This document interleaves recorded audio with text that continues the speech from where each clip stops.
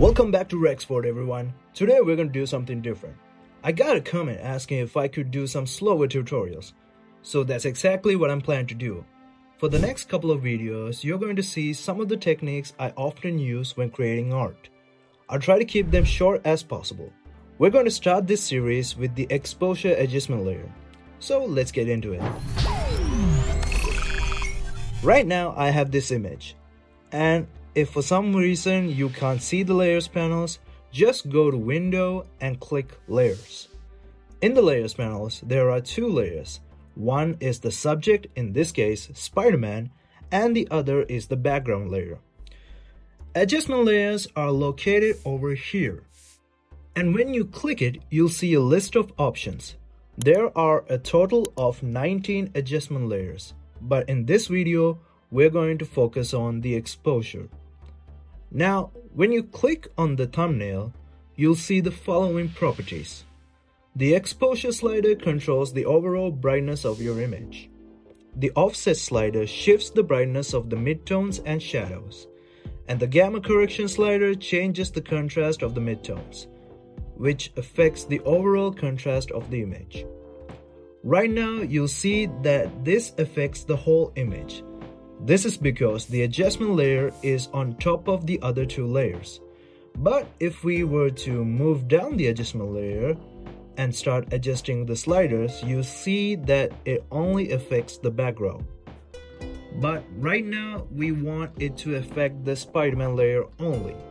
To do this, we're going to move the adjustment layer back on top, and now we're going to clip it onto the Spider-Man layer.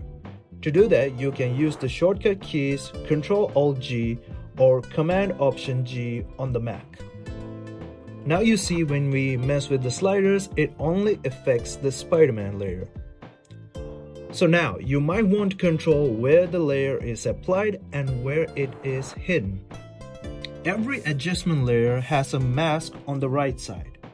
Once you click on the mask layer and select a brush tool, I'm going to choose a small soft brush and black as the main color. Now if I paint on the canvas, you'll see it hides the exposure layer. To bring it back up, you need to switch your main color to white and start brushing again. Remember, black hides, white reveals. You can switch between foreground and background colors by tapping the X key. So now you have a general idea about the exposure adjustment layer. Next, we're going to see where we can use this. For that, we're going to need someone who loves the dark. So in this project, we have two layers like before. One background layer with the light coming from the right side, and the other layer with Batman. I mainly use exposure adjustment layers to create shadows. In this case, I want to make Batman look like he's part of the background. To start, we're going to add the exposure adjustment layer and clip it onto the Batman layer. Then I'm going to lower the exposure. With the mask selected, I'll choose the brush tool, lower the flow percentage a bit, and start brushing. How accurate this is will depend on you. Since this is a tutorial, I won't be too precise, but you can take your time and refine it.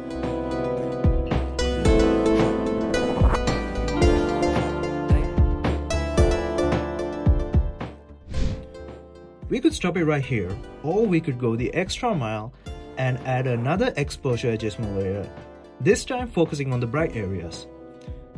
Also, I should mention, you can invert the mask by pressing Command-I on the Mac or Ctrl-I on Windows.